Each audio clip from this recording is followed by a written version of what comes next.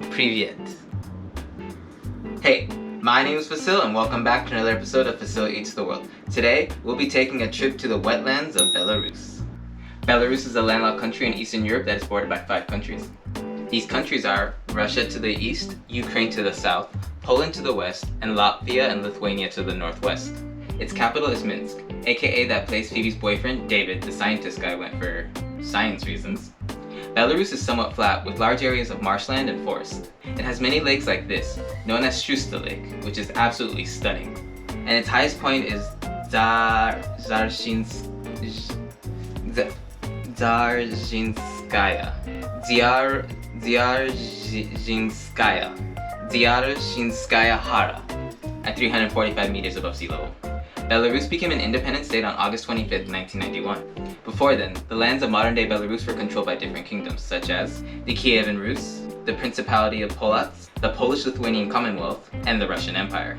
This history is seen in their population today, as Russians, Poles, and Ukrainians make up a sizable minority. Now let's talk cuisine.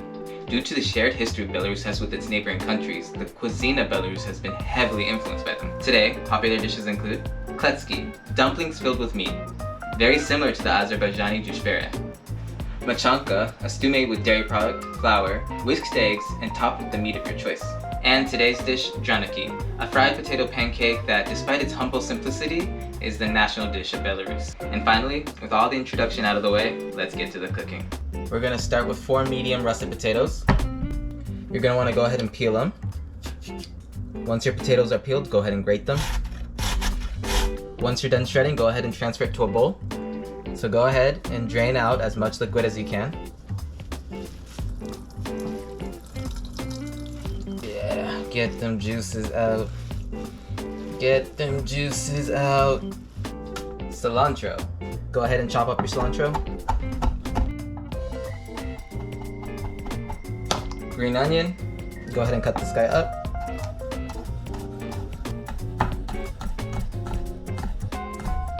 And some dill. Go ahead and destem and chop it up.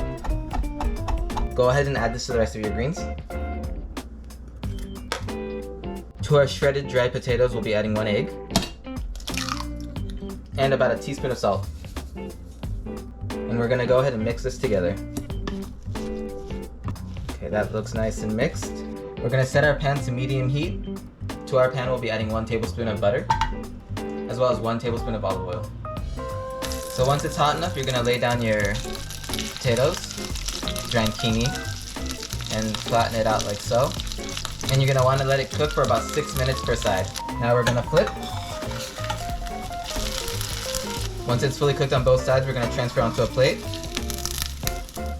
So once we have our Draniki on our plate, we're gonna put on a dollop of sour cream. I got mine from the European market. I think it's called smetana. And then we're gonna garnish with our greens. That looks good. That looks amazing. So now it's time to dig in. This one's a really quick one. It's like so fast. It's 3-4 ingredients total. Just gotta shred it. The one thing I will say about this, and I had the same problems with the chingzat from Andorra. I need someone to teach me how to fry a potato. Like shredded potatoes, like a hash brown or something, because they always break apart. Please let me know down in the comments what I am doing wrong. How do I make my potato pancakes hold more consistently while I'm cooking them? But other than that, without further ado, it's time to taste. Alright.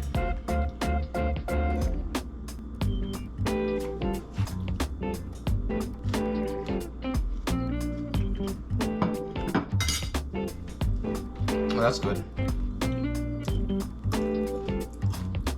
So I'll admit beforehand, what I've made and what I've seen pictures of, they don't necessarily match, because mine are a little thinner than what I've seen in pictures. But I still like the version I made, just because it's so crispy, and I love crispy potato. And just a nice hint of salt. It wasn't that much salt we added, so it's just like not too salty, crispy. The sour cream is nice and refreshing, and the green mix of green onions, cilantro, and dill just gives it a nice bit of flavor as well. Totally works well together. I can totally see this being like a breakfast item, as well as a comfort food, 100% a comfort food. I've also seen variations where they add things like garlic. I feel like a little sprinkle of cheese on top would be amazing. So this is something like, I feel like because it's so simple, the variations of it are endless. Like crepes, I guess, right? Crepes it's a basic dish, and then you can just keep topping it with whatever you want to make your savory or sweet crepe. And I think Draniki is the same way. It's like you have this base of a potato pancake and whatever you want to add on top to make it your own. And I might make this again in the future, doing it my way, like what I would put on it. Like I'm thinking definitely some cheese, some bacon, cheese, oof. Okay, I'm definitely making this in the future. If you're from Belarus or a neighboring country that also makes this dish at home, please let me know what I did right, what I did wrong. Again, tell me, how do I get this to bind together? Like just potato pancakes in the future. I know Israel has latkes, and I know here in the States we have hash browns, right? And I've never made like a perfect hash brown. So let me know what I'm doing wrong, because I feel like maybe there's a step I'm missing. Up next we got Belgium. So I already have ideas for the Belgium episode.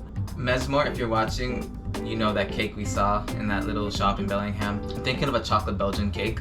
As of right now, that's what I'm planning on making. Things might change. You never know, I might get some inspiration. But as of right now, expect a Belgian chocolate cake. And again, my name is Fassil, and this has been Fassil Eats the World Belarus. Until next time,